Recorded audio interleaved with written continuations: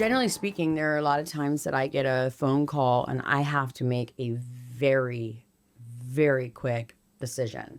And that decision could affect people's lives, laying people off, etc. That decision could affect someone's ability to pay for their house, could affect millions of dollars to a business, could shut down a business, could be a legal decision on suing someone or responding to a lawsuit. This is why I say all the time, don't ask me to make a decision on what's for dinner. There's a lot that gets put on us as operators because it's just easier to say, go figure out how to do it. And then it's also going to be your fault when it's wrong.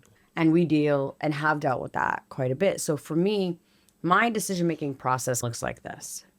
Immediately I go into what are the outcomes that I could have based off the choices that I have.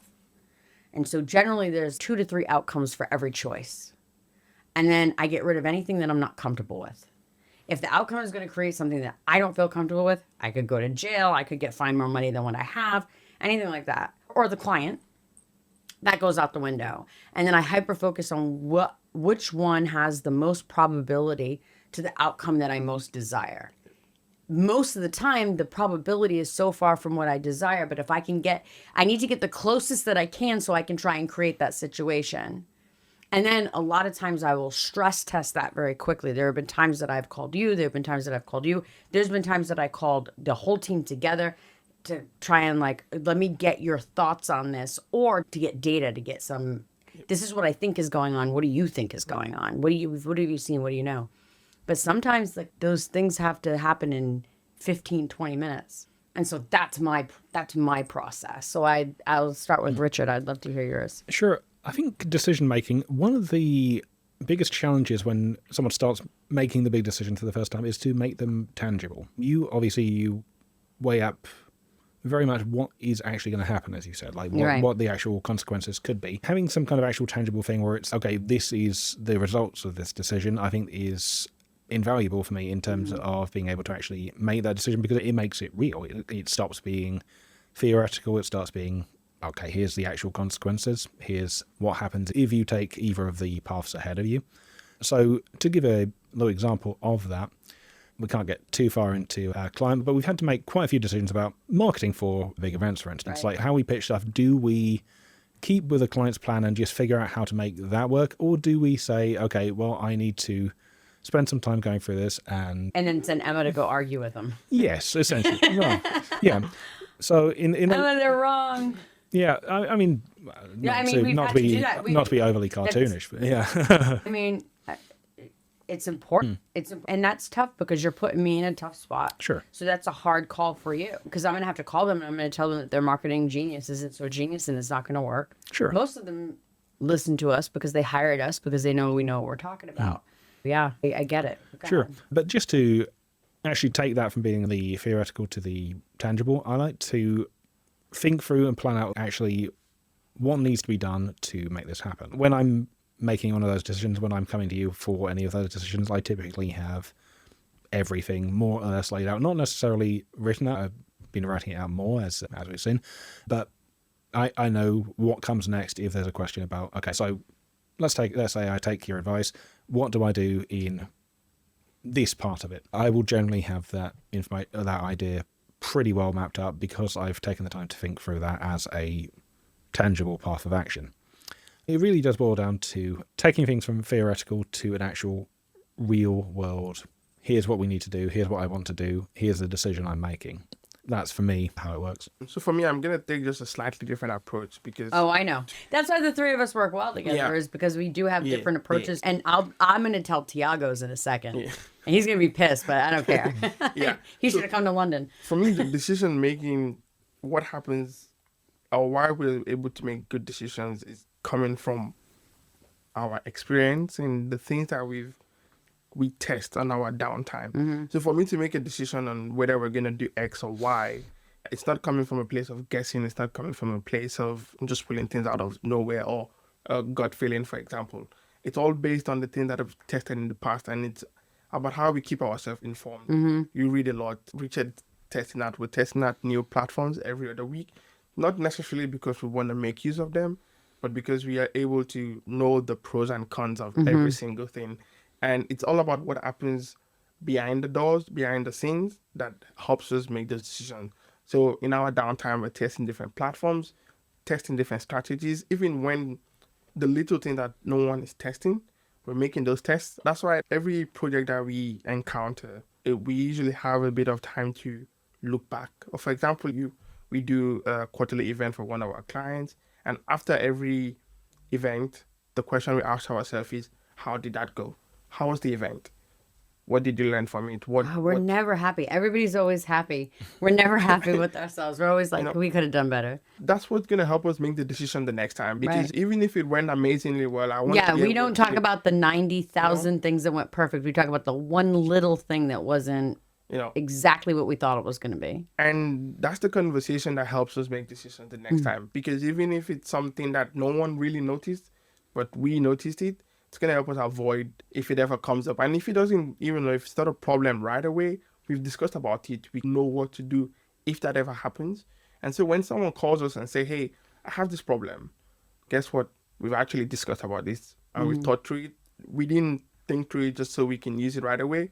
Now we know we've thought about it. We've tested it against what we've done in the past, and then we use that to make a decision immediately. I think that's our secret at Shockwave. We talk through things. We actually have conversations. And during those conversations, we're dropping nuggets here and there that the next time it comes up, we're like, hey, we actually talked about this last week. It was a whole different context, but you can take the context from this and apply it to this, and then it helps us make that split-second decision. So I think that's, all of us as a team, that's the secret. That's what we do. That's how we do it. Yo, we interrupt this pod to tell you to like and subscribe. What are you doing? Why haven't you liked? Why haven't you subscribed? Just subscribe. What's the problem? In all seriousness, subscribe so that you get notifications every time we drop new content. Additionally, if you have not signed up for our Visionary Vault, what the hell?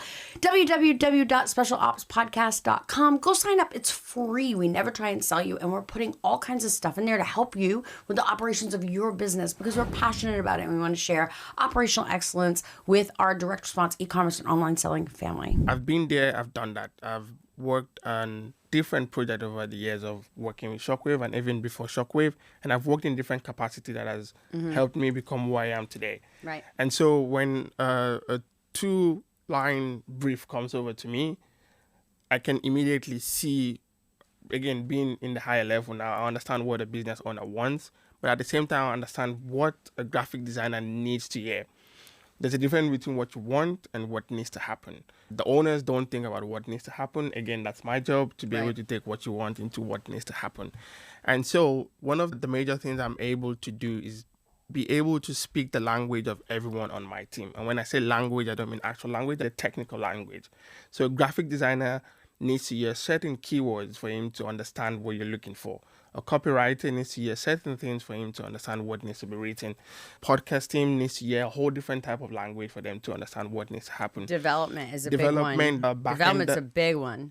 Developers need to hear a whole different thing when, they need to. And my original background was development. I studied...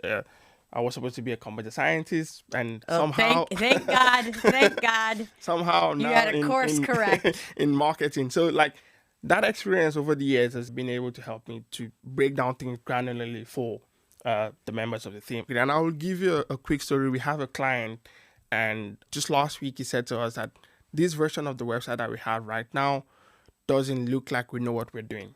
That's exactly what he said. Yeah. We need a website that makes us look like we know what the fuck we're doing. That is all we got as a brief. But what was funny about that is you were given a website to mimic, and it looked exactly like the website you were told to mimic. Exactly. And then he got on and said a week ago this to you. And so then what? All I took was, I understand where it's coming from.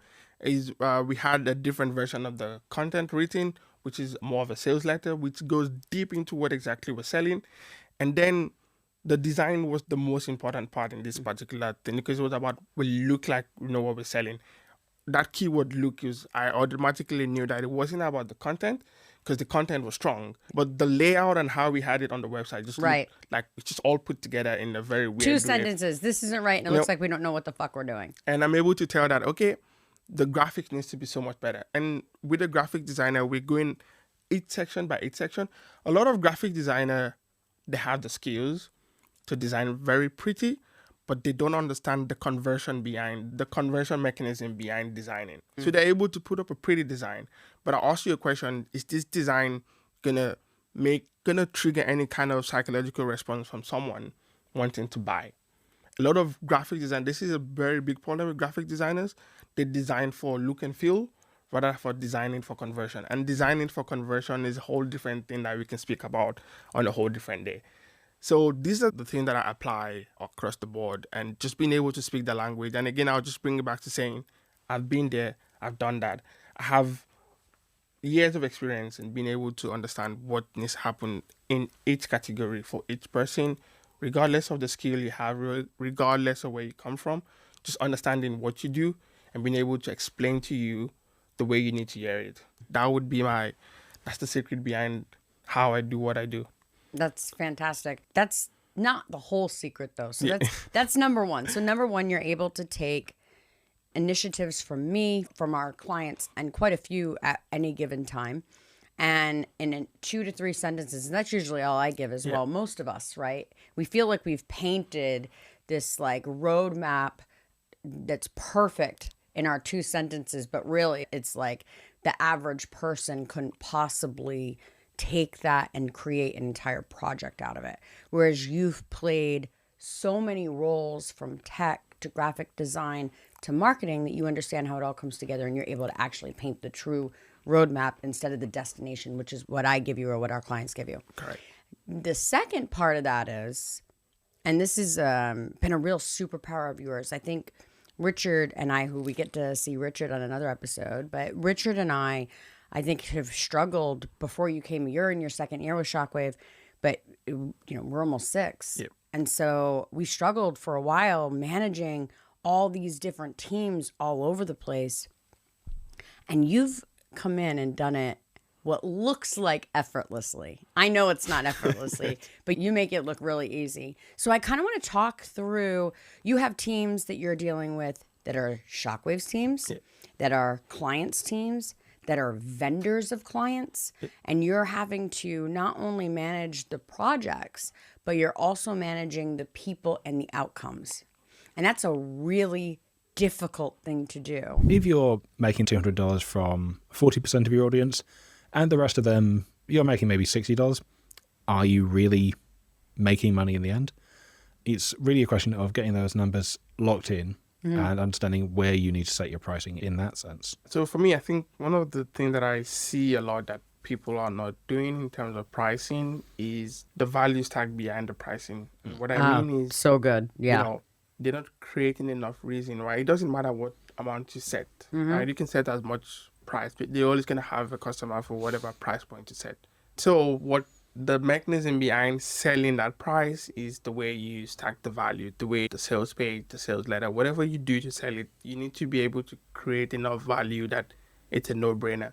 And regardless of, like I said, doesn't matter what price you end up choosing, as long as people see that value, people are going to take out a credit card and they're going to purchase. I think previously it used to be very popular. It was very popular. On your checkout page, you have that, hey, this is the value. Here's the bonuses you're getting. Here's the fast acting bonus. People aren't doing it anymore. Yeah.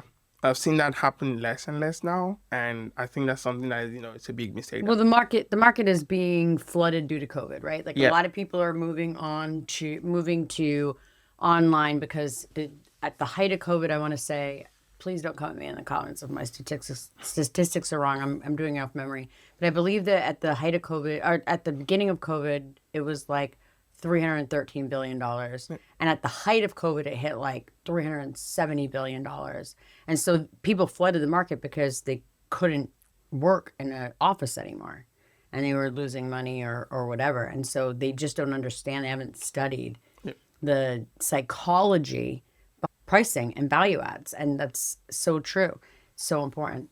Yeah, so that's for me, that's the one of the major things. And then also, like you said, just as you said earlier, we're always going to make money down the line.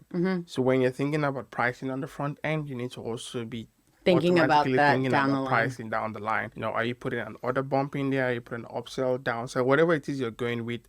How does that correlate with someone coming in at a $7 pricing and then you're trying to upsell them to a $1,000. It's so You know? stupid. So you need to be able to create that correlation behind your Right. because Your core product you know, has to fit the demographic for your upsell. Your upsell. And if I'm trying to sell, and I hate that you just said that, because we actually met with the potential client that has a $7 product to a 5,000, but it's very to a 5,000. But it's very true. If I want you to come into my world, my order bumps need to correlate with the outcome that I want. And so if I'm targeting someone who spends $7, that's not the same person that's going to spend 5,000. It's just, I mean, it could be, but that's probably not the next thing you want to give. So if, let's say it's a $7 info product, the next thing should be something 47. 47 to 97, somewhere in there. Yeah. And then the next thing, and then the next thing, because, you know, that's a really great point. I love that. Yeah. So those are the things, you know, and of course, on the long run, because there's always going to be, once they're in your world, you need to make sure you're creating more value and more products for them to, you know, continuously buy from you, and also price that according to that initial price point that you have. Because again, no matter what, if they're coming at a $7 pricing on the front end, chances of them being able to spend as much as you want is not necessarily there. So just keeping track of your initial entry point for a customer, if you want to segment that on your back end, so you know that, you know, people in this bucket are most likely not going to spend more than this certain amount of money.